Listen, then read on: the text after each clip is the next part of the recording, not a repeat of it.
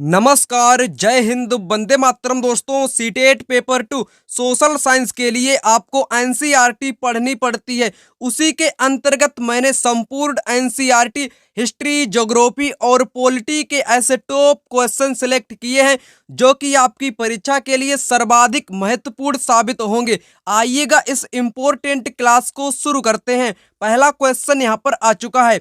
निम्नलिखित में से कौन सा ऋतुओं में परिवर्तन का कारण है? सूर्य के चारों ओर पृथ्वी की स्थिति में परिवर्तन, पृथ्वी का गुरुत्वाकर्षण बल, चंद्रमा का पृथ्वी के चारों ओर स्थिर कक्षा में परिक्रमण। उपर्युक्त सभी कौन सा यहाँ पर सही हो जाएगा? सही उत्तर यहाँ पर ऑप्शन नंबर 1 यहाँ पर हो जाएगा। सूर्य के चारों ओर पृथ्वी की स्थिति में जो परिवर्तन होते हैं वही आपका क्या होता है? ऋतुओं के परिवर्तन का मुख्य कारण होता है। ऑप्शन 1 यहाँ पर बिल्कुल सही हो जाएगा। चलिए आगे यहाँ पर बढ़ते हैं अगले क्वेश्चन की तरफ। अगला क्वेश्चन यहाँ पर आ चुका है। भारत में जाति व्यवस्था निम्नलिखित में से क्या दर्शाती है? भेदभाव को दर्शाती है, पदानुक्रम को दर्शाती है, विविधता को दर्शाती है या पूर्वाग्रह को दर्शाती है? कौन सा यहाँ पर सही होगा? ऑप्शन ए होगा, बी होगा या सी होगा या आपका डी होगा? चलिए यहाँ पर जान लेते हैं। बड़ा महत्वपूर्ण क्वेश्चन है आपके एग्जाम के लिए। भेदभाव और विविधता से आपके एग्जाम में भर भर के क्वेश्चन पूछे जाते हैं। ठीक है, तो चलिए यहाँ पर आपको बताता हूँ। भारत में जो जाति व्यवस्था है वो निम्नलिखित में से क्या दर्शाती है? वो भेदभाव को भी दर्शाती है। जो जाति व्यवस्था है वो भेदभाव को भी दर्शाती है। पदानुक्रम यानी कि जो वंशागत हैं पीढ़ी दर पीढ़ी, ठीक है, वही आपका हो जाता है पदानुक्रम। उसी को भी आपकी जाति व्यवस्था दर्शाती है। सही हो जाएगा ये भी। और विविधता, क्या जाति व्यवस्था विविधता को दर्शाती है? बिल्कुल नहीं दर्शाती है। विविधता एक ऐसा सम्मानीय शब्द है। विविधता का मतलब होता है लोगों के विभिन्न धर्म, जैसे हिंदू, मुस्लिम, सिख, ईसाई, लोगों की विभिन्न भाषाएं, तमिल, मराठी, हिंदी, गुजराती, और लोगों के विभिन्न प्रकार के पहनावे, खाना, पकवान, ये सभी जो हैं ये आपकी विविधता, यही आपका विविधता होता है। अगला कथन डी है कि पूर्वाग्रह। पूर्वाग्रह भी जाति व्यवस्था को यहाँ पर दर्शाता है। तो यहाँ पर आपके कथन ए, कथन बी और कथन डी यहाँ पर बिल्कुल सही हो जाएंगे। सी को छोड़कर सभी यहाँ पर सही हैं। जिस भी ऑप्शन में सी है उसको यहाँ पर आप काट दो, यानी कि ए यहाँ पर नहीं होगा और उसके बाद इसमें भी आपका सी लगा है, ये भी यहाँ पर आपका गलत हो जाएगा। ठीक है, तो यहाँ पर ऑप्शन जो थर्ड है वही यहाँ पर राइट आंसर हो जाएगा। चलिए अगले क्वेश्चन पर आ जाते हैं। अगला क्वेश्चन यहाँ पर आ चुका है। दक्षिणी अफ्रीका में भिन्न जातियों के आधार पर लोगों को पृथक करने व अलग रहने के लिए पूर्व औपचारिक सरकारी नीति को कहा जाता है? निर्जातीय जाति व्यवस्था, रंग भेद या प्रजातिवाद? यहाँ पर कौन सा राइट जवाब होगा? राइट जवाब यहाँ पर हो जाएगा रंग भेद कहते हैं। ठीक है, जो प्रजातियों के आधार पर लोगों को पृथक यानी कि अलग करने के लिए जो सरकारी नीति थी उसको कहा जाता था रंग भेद। चलिए इस पर यहाँ पर कुछ महत्वपूर्ण बात कही गई है, उसको यहाँ पर जान लेते हैं। दक्षिण अफ्रीका में नेशनल पार्टी की सरकार द्वारा सन 1948 में विधान बनाकर काले और गोरे लोगों को अलग निवास करने की प्रणाली लागू की गई थी। इसी को क्या कहते हैं? इसी को रंग भेद नीति के नाम से जाना जाता है। ठीक है, यानी कि काले लोग और गोरे लोग दोनों का स्थान रहने का अलग अलग होगा। इसी को कहा जाता है रंग भेद नीति।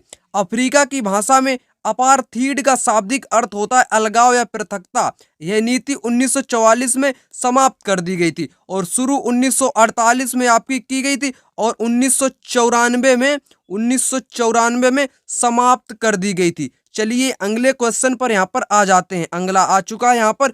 भारत में ग्राम पंचायत के विषय में निम्नलिखित में से कौन सा कथन सही है? ग्राम पंचायत की यहाँ पर बात कही गई है।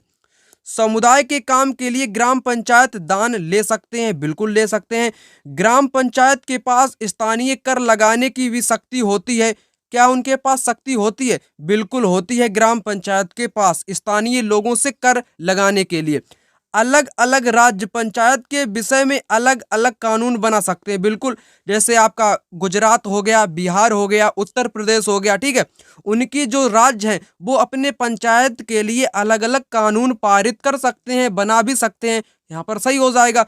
ग्राम पंचायत का जो सचिव सचिव होता है एक चुना हुआ सदस्य होता है, जी नहीं होता है। जो आपका सचिव होता है, सेक्रेटरी होता है, उसकी एक परीक्षा होती है, यानी कि वो राज्य सरकार द्वारा, यानी कि सरकार के द्वारा चयनित होता है, ना कि उसको कैसे चुना जाता है, सदस्य के रूप में उसको नहीं चुना जाता है, जबकि सरकार द्वारा उसकी नियुक्ति की जाती है। यहाँ पर आपका ऑप्शन जो डी है, यानी कि कथन जो डी है वो यहाँ पर गलत दिया गया है, ठीक है। तो गलत आप यहाँ पर काट दीजिए और सही यहाँ पर सभी दिए गए हैं। तो चलिए यहाँ पर कौन सा राइट हुआ आपका, ए, बी और सी यहाँ पर राइट आंसर हो जाएगा। चलिए अगले क्वेश्चन पर यहाँ पर आ जाते हैं। अगला यहाँ पर आ चुका है, नीचे दिए गए कथनों पर विचार कीजिए। सीटेट के एग्जाम में इसी प्रकार क्वेश्चन पूछे जाते हैं स्टेटमेंट के रूप में।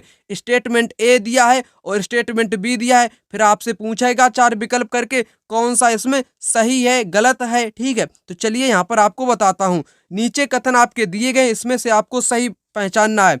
पृथ्वी का अपने अक्ष पर घूमना घूर्णन कहलाता है। क्या घूर्णन कहलाता है? बिल्कुल कहलाता। सही बात यहाँ पर कही गई है। पृथ्वी की सूर्य के चारों ओर स्थिर कक्षा में गति को परिक्रमण गति कहते हैं। बिल्कुल कहते हैं।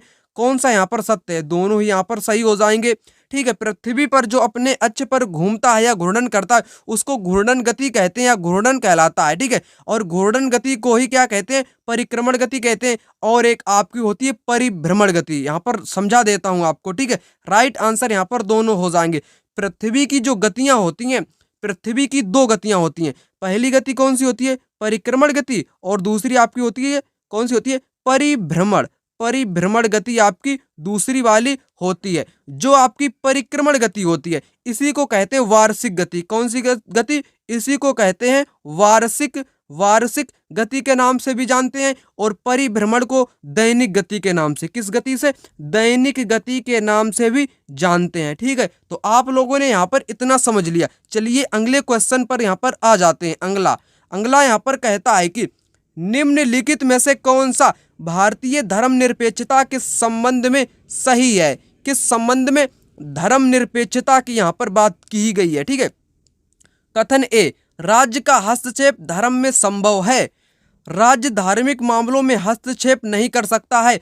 धर्म से सैद्धांतिक दूरी बनाए रखना, धार्मिक प्रभुत्व को रोकने के लिए विभिन्न कार्य, ठीक है, विभिन्न कार्य। तो निम्नलिखित में से कौन सा सही विकल्प है? धर्मनिरपेक्षता से संबंधित क्वेश्चन यहाँ पर पूछा गया है। एक बात यहाँ पर आप सुनिएगा, ठीक है। धर्मनिरपेक्षता का मतलब होता है कि किसी भी एक विशेष धर्म को महत्व नहीं देना, जबकि सभी धर्मों को बराबर महत्व प्रदान करना आपका धर्मनिरपेक्षता होता है। अगर राज्य की यहाँ पर बात की जाए, राज्य जो है वो धार्मिक मामलों में हस्तक्षेप कर सकता है, यानी कि राज्य का हस्तक्षेप धर्म में संभव है। बिल्कुल सही कथन कहा गया है। ठीक उसके विपरीत कहा गया कि हस्तक्षेप नहीं कर सकता, इसलिए यहाँ पर ये गलत हो जाएगा। धर्म से सैद्धांतिक दूरी बनाए रखना, धर्म से सैद्धांतिक दूरी बनाए रखना, धार्मिक प्रभुत्व को रोकने के लिए विभिन्न कार्य भी किए जाते हैं। बिल्कुल सही है। तो यहाँ पर ए, डी और जो आपके सी हैं यहाँ पर सही हो जाएंगे। बी को छोड़कर सभी यहाँ पर आपके सही दिए गए हैं। किसको छोड़कर? बी को छोड़कर। तो राइट आंसर आपका होगा यहाँ पर ऑप्शन नंबर 3, केवल ए, सी और डी। चलिए अगले क्वेश्चन पर यहाँ पर आ जाते हैं। आ चुका है अगला क्वेश्चन। निम्नलिखित कथनों को पढ़िए। कथन ए और कथन बी। कथन ए है खुशबू, जिसकी उम्र यहाँ पर 19 वर्ष बताई गई है, वो नगर पालिका के चुनाव में मतदान करेगी। बिल्कुल करेगी। जिसकी भी उम्र 18 वर्ष हो जाती है वो नगर पालिका का चुनाव हो, चाहे जिस भी प्रकार का चुनाव हो जिसमें आम आदमी वोट करता है, वो आपका चुनाव मतलब कि मतदान करेगा, ठीक है, या करेगी। कमला वहीं कमला की आयु 54 वर्ष है, राष्ट्रपति के चुनाव में अपना मत डालेगी। चलिए आप लोगों ने यहाँ पर एक चीज तो गौर कर ली होगी, तो मैं यहाँ पर आपको समझाता हूँ। चाहे जिस प्रकार का भी चुनाव हो जिसमें आम आदमी वोटिंग करता है, मतदान डालता है, वो तो आपको मैंने समझा दिया। खुशबू है जिसकी उम्र 19 वर्ष है, वो नगर पालिका में चुनाव की मतदान करेगी। बिल्कुल सही है। क्या राष्ट्रपति के जो चुनाव होते हैं उसमें क्या आम लोग चुनाव मतलब कि मतदान करने जाते हैं? बिल्कुल ऐसा नहीं होता है। ठीक है, राष्ट्रपति की चुनाव की प्रक्रिया अलग होती है। यहाँ पर आपका कथन बी है वो यहाँ पर गलत हो जाएगा। ठीक है, सार्वभौमिक वयस्क मताधिकार के संबंध में यहाँ पर पूछा गया है तो ए केवल यहाँ पर वैध है, ना कि यहाँ पर बी वैध है। आम लोग जो होते हैं, ठीक है, वो राष्ट्रपति का चुनाव नहीं करते हैं। ठीक है, तो ऑप्शन ए यहाँ पर सही होगा। चलिए अगले क्वेश्चन पर यहाँ पर आ जाते हैं। अगला, ग्लोब को दो बराबर भागों में बांटने के लिए खींची गई काल्पनिक रेखा को कहा जाता है। चलिए यहाँ पर समझा देते हैं। आपका ये रहा यहाँ पर ग्लोब, इसको बीचों बीच से आपकी काट रही है रेखा, जिसको विषुवत रेखा के नाम से जानते हैं। किस रेखा से? विषुवत रेखा के नाम से जानते हैं, या इसको भूमध्य रेखा भी कहते हैं। क्या कहते हैं? भूमध्य। दो बराबर भागों में काटती है उसको कहते हैं भूमध्य या विषुवत रेखा। इसका मान 0 अक्षांश इसका मान होता है। इसके ऊपर आपकी होती है कर्क रेखा, जो कि 23.5 डिग्री, कितना? 23.5 डिग्री उत्तरी गोलार्ध में आपकी स्थित होती है कर्क रेखा। ठीक इसके नीचे आपकी होती है मकर रेखा, जिसका भी मान होता है 23.5 डिग्री दक्षिणी गोलार्ध में आपकी स्थित होती है। चलिए आपको यहाँ पर मैंने समझा दिया। राइट आंसर आपका होगा विषुवत रेखा। ठीक है, विषुवत रेखा यहाँ पर हो जाएगा। अगला यहाँ पर आ चुका है। अगला कहता है कि किसी के प्रति पूर्वाग्रही होने का अर्थ क्या है? उन्हें नकारात्मक रूप से देखना, उन्हें उत्तम श्रेष्ठ मानना, जो लोग भिन्न है उनका अनादर करना, समूह के सदस्यों के विरुद्ध भेदभाव करना। इस प्रकार के जो क्वेश्चन होते हैं आप बिल्कुल आसान तरीके से सोल्व कर सकते हैं। ठीक है, इसमें ही कुछ ट्रिक ऐसी छिपी होती है जिसको आप पहचान कर सिर्फ सेकेंडों में इसका आंसर बता सकते हैं। ठीक है, तो आपने यहाँ पर कुछ चीजें गौर कर ली होगी। कौन सी चीजें? पहला, जो यहाँ पर पूर्वाग्रही के प्रति यहाँ पर अर्थ पूछा गया है। पूर्वाग्रही का मतलब होता है नकारात्मक, अनादर करना, भेदभाव करना, ये होता है इसका मतलब। ठीक है, तो यहाँ पर समझिएगा। उन्हें नकारात्मक रूप से देखना बिल्कुल सही है। उन्हें उत्तम श्रेष्ठ मानना, ये तो यहाँ पर गलत कह दिया गया है। उनका अनादर करना, ठीक है, बिल्कुल सही है। सदस्यों के विरुद्ध भेदभाव करना बिल्कुल सही है। मतलब कि एक जो कथन नंबर बी है वो इन तीनों कथनों से, यानी कि 4 कथन जो दिए गए हैं आपके यहाँ पर, बी कथन सभी में से आपका भिन्न है। भिन्न वाला ही यहाँ पर आपका राइट आंसर हो जाएगा। यानी कि बी है, बी आपका यहाँ पर गलत है। बी को छोड़ दो और सभी यहाँ पर राइट आंसर हो जाएंगे। बी जिस ऑप्शन में है उसको पहले यहाँ से काट दीजिए। तो बी को छोड़कर आपका ऑप्शन जो यहाँ पर चौथा है, चौथा सही हो जाएगा। ए, सी और डी, ए और सी यहाँ पर डी आपका राइट आंसर हो जाएगा। अगला क्वेश्चन यहाँ पर आ चुका है। लद्दाख में किस धर्म के लोग तिब्बत का मौखिक ग्रंथ केसर सागा को गाते हैं? बहुत बार रिपीट हो चुका है क्वेश्चन। ठीक है, तो यहाँ पर उस पर नाटक भी खेलते हैं। केवल बौद्ध, मुसलमान और बौद्ध, हिंदू बौद्ध, केवल हिंदू। तो इसका राइट आंसर यहाँ पर होगा, क्या होगा? मुसलमान और जो बौद्ध लोग हैं ये दोनों ही केसर सागा ग्रंथ पर मतलब कि इसको गाते हैं और उस पर नाटक भी खेलते हैं। राइट आंसर मुसलमान और यहाँ पर बौद्ध हो जाएंगे। ठीक है, छोटा तिब्बत किसे कहते हैं? कई बार यहीं से क्वेश्चन पूछा गया कि या छोटा तिब्बत, छोटा तिब्बत किसे कहा जाता है?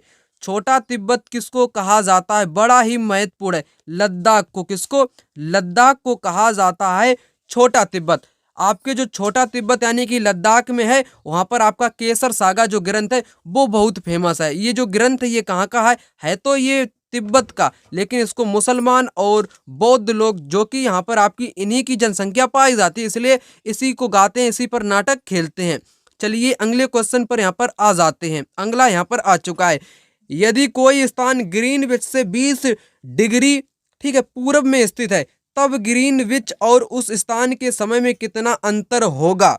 ऐसे क्वेश्चन आपके एग्जाम में बहुत बार पूछे जाते हैं ज्योग्राफी से। ठीक है, चलिए यहाँ पर आपको समझाता हूँ। 20 डिग्री यहाँ पर बात की गई, 20 अंश कह लो या डिग्री कह लो। ठीक है, पूर्व में स्थित है, कहाँ पर? ईस्ट में आपका स्थित है।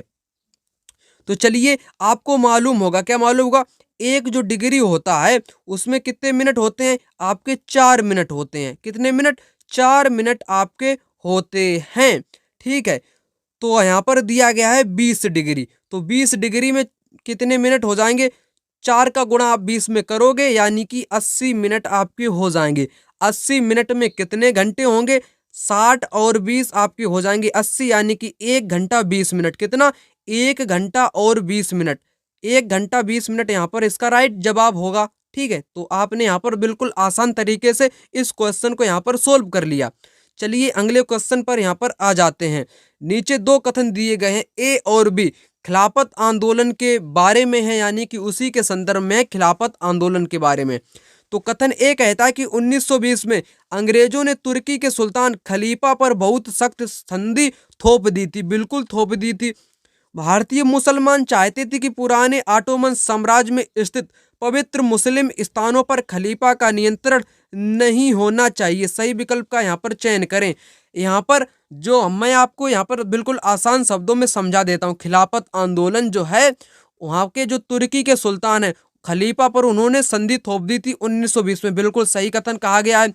जो भारत के जो मुसलमान लोग थे वो चाहते थे कि पुनः है उसी पर नियंत्रण हो जाए खलीफा का, लेकिन यहाँ पर नहीं शब्द लगा दिया कि नहीं होना चाहिए, इसलिए कथन जो बी है वो यहाँ पर गलत हो जाएगा। सिर्फ ए यहाँ पर सही होगा।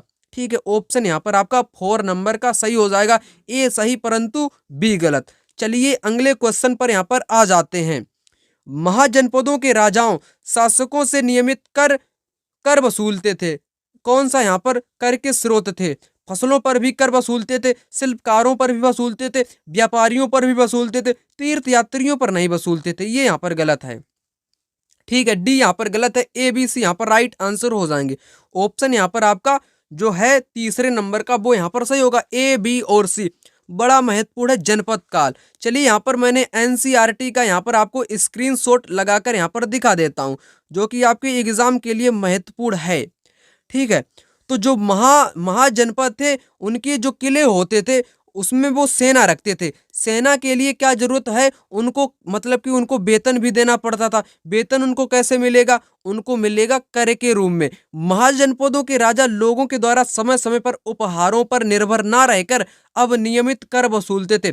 फसलों पर भी कर, कारीगरों यानी कि शिल्पकारों पर भी कर वसूला करते थे। पशुपालकों को जानवरों एवं उनके उत्पाद के रूप में, जैसे कि पशुओं पर भी उनको कर देना पड़ता था, और उनसे जो उत्पादित पदार्थ होते थे दूध, घी, मक्खन, उनको देना पड़ता था राजा को।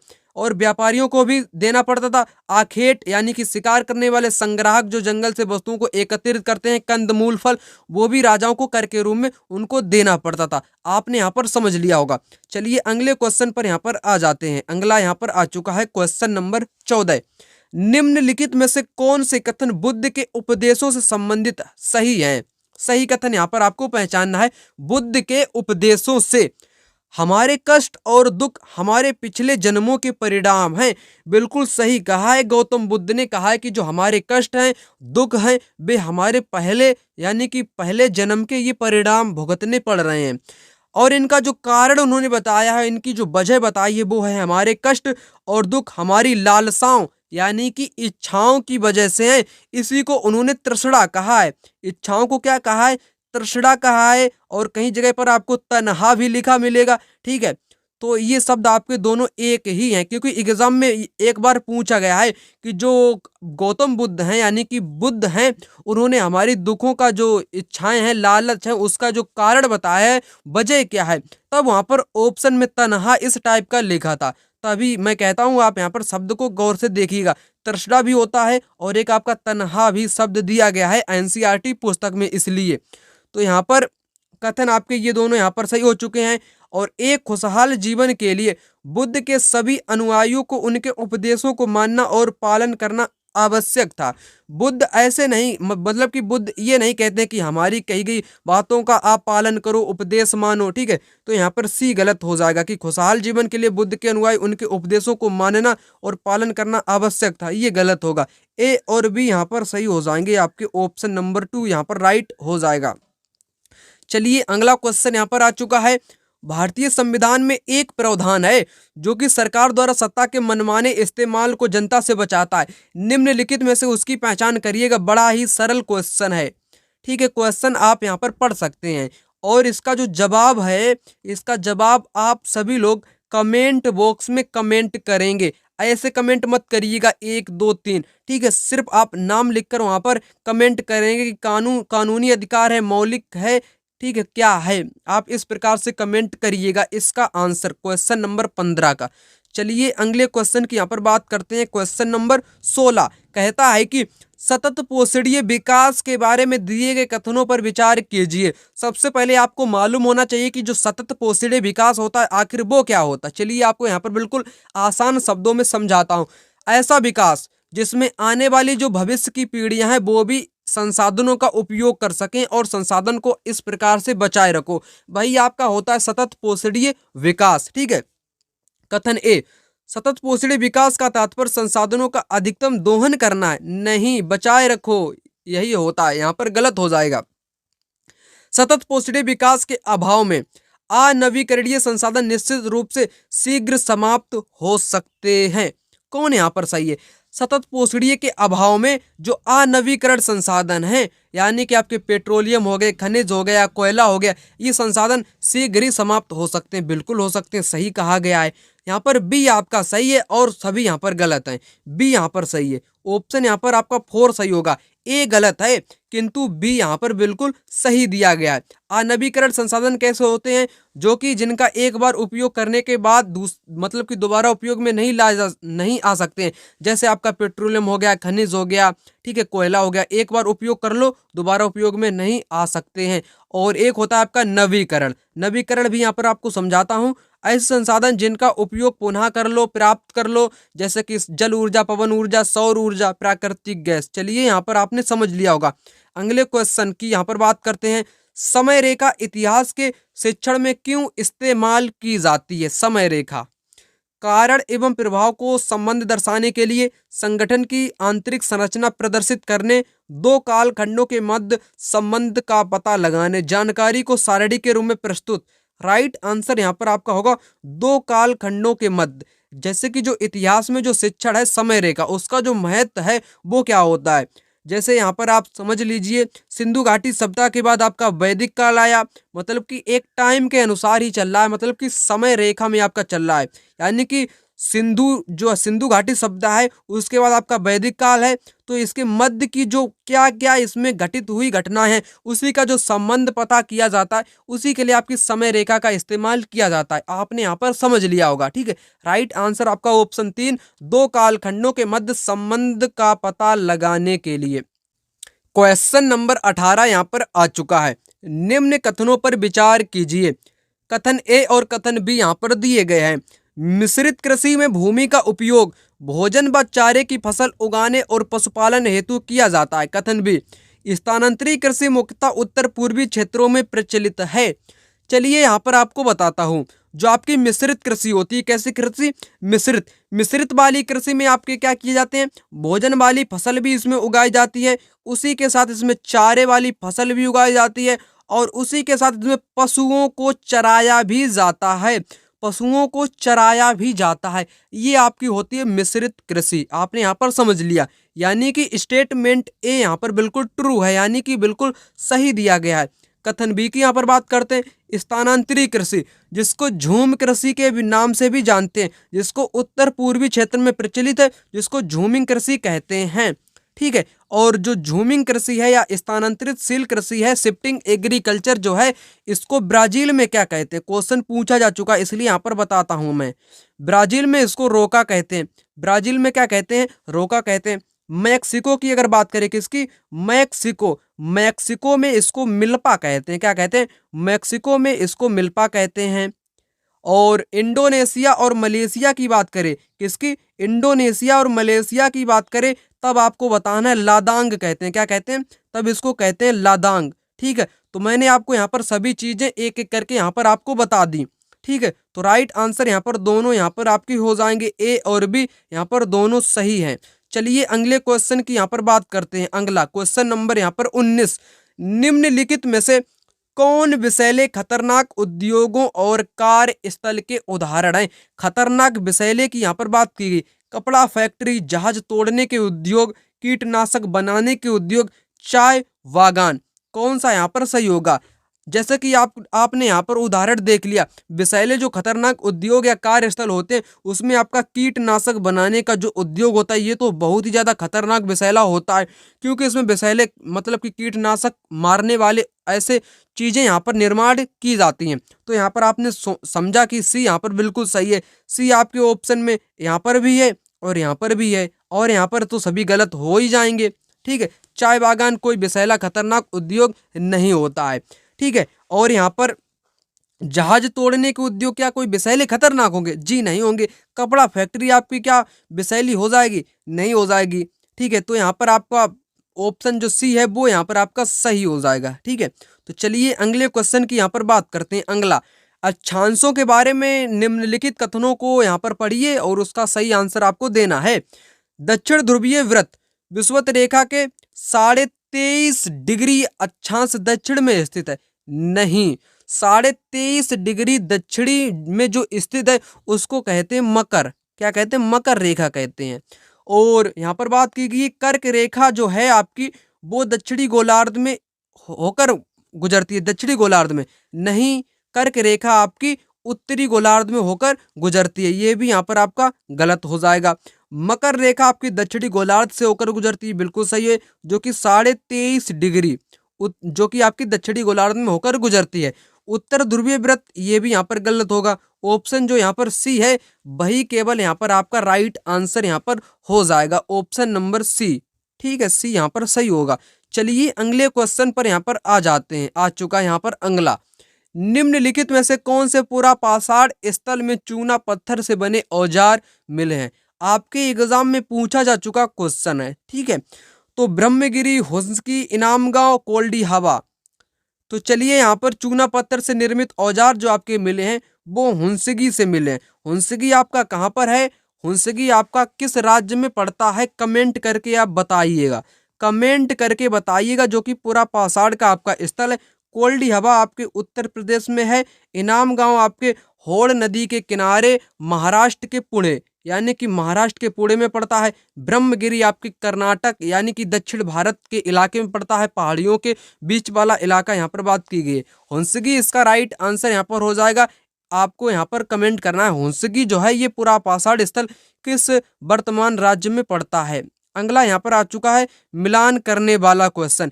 निम्नलिखित कॉलम का यहाँ पर मिलान कीजिए और सही विकल्प आपको यहाँ पर चुनना है। ठीक है, तो यहाँ पर करते हैं मिलान। रोलेट एक्ट सभी जानते हैं 1919 में, जिसको काला कानून के नाम से भी जानते हैं।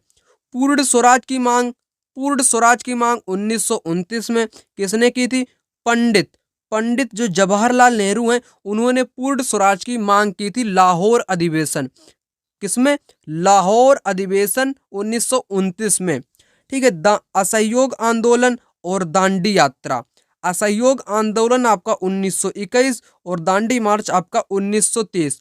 इस प्रकार के क्वेश्चन में अगर आप एक या दो चीजों का मिलान कर लेते हैं तो क्वेश्चन आप बड़े ही आसानी से यहाँ पर सोल्व कर पाएंगे। जैसे कि ए का यहाँ पर है आपका कौन सा है? ए का यहाँ पर है आपका थर्ड। ए का थर्ड देखिएगा किस ऑप्शन में, सिर्फ और सिर्फ ऑप्शन यहाँ पर 4 बिल्कुल सही हो जाएगा। चलिए अगला क्वेश्चन यहाँ पर आ चुका है। क्वेश्चन कहता है कि तटीय क्षेत्रों में समुद्री गुफाएं बनती हैं। बिल्कुल बनती हैं। समुद्री गुफाओं के निर्माण के लिए उपयुक्त कारण का यहाँ पर चयन कीजिए।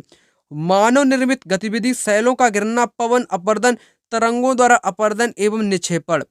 जो समुद्र में जो समुद्री गुफाओं का निर्माण होता है वो किस कारण से होता है आपसे पूछा है। वो तरंगों तथा अपर्दन निक्षेपण, जैसे समुद्र में जो तरंगे ऊपर नीचे इस प्रकार की लहरें उठती रहती हैं उन्हीं से समुद्री गुफा का निर्माण होता है। चलिए आपको यहाँ पर समझा देता हूँ एनसीईआरटी पॉइंट के अनुसार। चलिए आपको बताता हूँ। समुद्री तरंग के कार, समुद्री तरंग के अपर्दन एवं निक्षेपण तटीय स्थलाकृतियां बनाते हैं। समुद्री तरंगे लगातार सैलों से टकराती हैं जिसमें दरार विकसित होती है। समय के साथ ये बड़ी और चौड़ी हो जाती हैं। इनको समुद्री गुफा कहते हैं। ठीक है, समुद्री गुफा कहते हैं। एग्जाम में पूछा जा चुका क्वेश्चन है। इन गुफाओं के बड़े हो जाने पर इनमें केवल एक ही छत बचती है, जिसको क्या कहते हैं यहाँ पर आपको जूम करके थोड़ा समझाता हूँ। ठीक है, एक छत बचती है सिर्फ जिसको तटीय मेहराब कहते हैं। लगातार अपरदन छत को भी तोड़ देता है और केवल दीवार जैसी संरचनाएं बनती हैं जिसको स्टैक कहते हैं। स्टैक आपके क्वेश्चन में पूछा जा चुका है। दीवार जैसी जो संरचना होती है समुद्र में वो आपकी स्टैक कहलाती है। ठीक है, आपने यहाँ पर समझा। और ऊंचे शैलीय तटों को समुद्री भृगु के नाम से जाना जाता है। आप यहाँ पर चित्र के अनुसार यहाँ पर समझ पा रहे होंगे, तटीय मेहराब आपका ये है और समुद्री गुफा जो है आपकी वो यहाँ पर इस प्रकार से समुद्री गुफा आपकी निर्माण हो जाती है। अगला क्वेश्चन यहाँ पर आ चुका है मिलान करने से संबंधित कॉलम 1 और कॉलम 2। चलिए, इस प्रकार के क्वेश्चन आपके एग्जाम में बहुत पूछे जाते हैं। वो सिर्फ कहाँ से, वो आपके वायुमंडल की परतों से भी हर बार एग्जाम में 1 या 2 क्वेश्चन पूछे जाते हैं। ठीक है, ओजोन परत, रेडियो प्रेशर तरंगे, मौसम संबंधित घटनाएं, पतली वायु, इन सबका यहाँ पर आपको मिलान करना है। चलिए एक एक करके आपको यहाँ पर समझाता हूँ। ओजोन परत को कहते हैं समताप मंडल। ठीक है, तो ए का यहाँ पर आपका थर्ड हो जाएगा, क्योंकि समताप मंडल में किसी भी प्रकार की कोई मौसम संबंधित घटना नहीं होती है और इसमें ओजोन परत पाई जाती है, ओजोन की लेयर। ठीक है, जिसको क्या कहते हैं, जीवन रक्षा वाली परत के नाम से भी जानते हैं। ठीक है, तो यहाँ पर आपका ए का जाएगा थर्ड के साथ। आपको ऑप्शन यहाँ पर 2 में ही ए का थर्ड दिया गया, ये आपका यहाँ पर सही हो जाएगा। जो रेडियो प्रेशर जो तरंगे होती हैं ये आपकी होती हैं आयन मंडल में। किसमें? आपकी होती हैं आयन मंडल में। तो आयन मंडल में आपकी होती हैं कौन सी तरंगे? रेडियो प्रेशर की तरंगे। आयन मंडल को बहिर्मंडल के नाम से भी जानते हैं। तो आपका यहाँ पर इसका बी का यहाँ पर सेकेंड हो जाएगा। और मौसम संबंधित घटनाएं आपकी कहाँ पर होती हैं? ये आपकी होती हैं क्षोभ मंडल में। पतली वायु आपकी बाह्य मंडल, जो कि सबसे एक जो लास्ट वाला जो परत होती है आपकी सबसे ऊपरी परत, ठीक है, उसी को कहते हैं बाह्य वायुमंडल, जिसमें आपकी हाइड्रोजन, नाइट्रोजन, तमाम प्रकार की गैसें पतली मात्रा में तैरती रहती हैं। चलिए, आपने यहाँ पर समझ लिया होगा। और यहाँ पर मौसम संबंधित सभी प्रकार की घटनाएं कहाँ पर होती हैं? वो आपकी क्षोभ मंडल में होती हैं।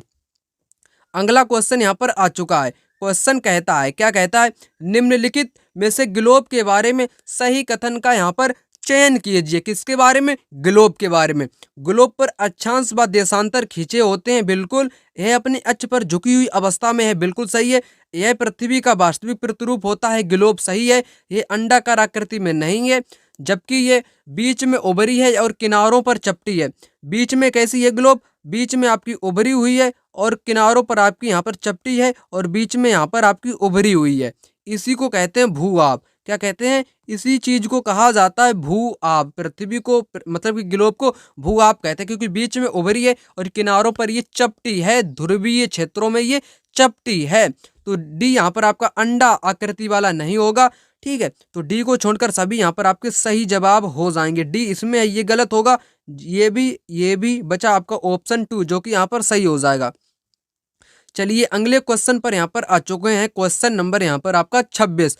राज्यपाल के संदर्भ में निम्नलिखित वाक्यों को विचार पूर्वक यहाँ पर पढ़ना है और सही विकल्प का यहाँ पर चयन करना। राज्यपाल के संदर्भ में क्वेश्चन पूछा गया है। राज्यपाल राज्य का मुखिया कहलाता है, बिल्कुल। राज्यपाल की नियुक्ति राज्य सरकार द्वारा की जाती है। क्या राज्य सरकार इसको नियुक्त करता है? बिल्कुल नहीं करता है। केंद्र सरकार के द्वारा राज्यपाल की नियुक्ति की जाती है। चुनाव के बाद राज्यपाल जो है वो मुख्यमंत्री और अन्य मंत्रियों की नियुक्ति करता है, बिल्कुल सही बात कही गई है। ए और सी यहाँ पर आपके सही होंगे, ए और सी, बी यहाँ पर नहीं सही होगा। तो ए और सी किस ऑप्शन में है? आपके ऑप्शन यहाँ पर थर्ड में है, जो कि यहाँ पर बिल्कुल सही हो जाएंगे। चलिए अगले क्वेश्चन की यहाँ पर बात करते हैं। अभिकथन और कारण से संबंधित यहाँ पर क्वेश्चन आ चुका है। कथन कहता है कि डॉक्टर बी.आर. अम्बेडकर ने औपनिवेशिक काल के दौरान मंदिर में प्रवेश आंदोलन की अगुवाई की। बिल्कुल की थी। कारण है कि डॉक्टर बी.आर. अम्बेडकर चाहते थे कि लोग यह देखें कि समाज में जातीय पूर्वाग्रहों की जकड़ कितनी मजबूत है। बिल्कुल दोनों सही है, यहाँ पर दोनों ही यहाँ पर आपके सही हो जाएंगे। ठीक है, और सही व्याख्या को भी यहाँ पर दर्शाते हैं। सत्यशोधक समाज की स्थापना किसने की? सत्यशोधक समाज की स्थापना ज्योतिबा फूले ने की। इनकी 1873 में एक पुस्तक आई है, 1873 में गुलामगिरी। कौन सी पुस्तक? गुलामगिरी इनकी पुस्तक आई है। ठीक है, ज्योतिबा फूले की। क्वेश्चन नंबर 29 कहता है कि औपनिवेशिक काल में विधवा विवाह के संदर्भ में निम्नलिखित कथनों में से आपको सही कथन की पहचान करनी है। किसके बारे में? विधवा विवाह के बारे में। कब? औपनिवेशिक काल, यानी कि आपके किस समय की यहाँ पर बात की जा रही है? ब्रिटिश सरकार के समय की यहाँ पर बात की जा रही है। विधवा विवाह के पक्ष में 1756 में एक कानून पारित किया गया। ईश्वर चंद्र विद्यासागर ने प्राचीन ग्रंथों का उपयोग यह सुझाव देने के लिए किया कि विधवाएं पुनर्विवाह कर सकती हैं।